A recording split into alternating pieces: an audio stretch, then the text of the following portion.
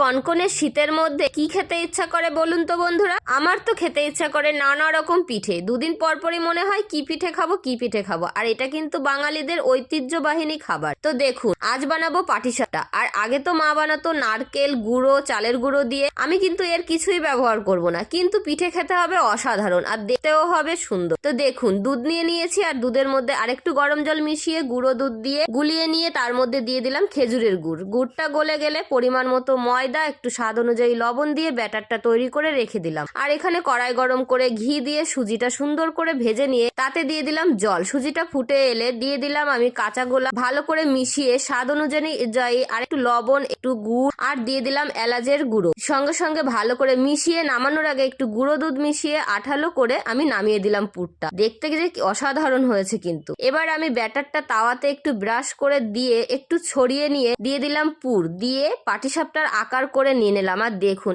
এত সুন্দর হয়েছে, মনে হচ্ছে দেখেই খেয়ে নেবো দুটো তিনটে। কি স্বাদ!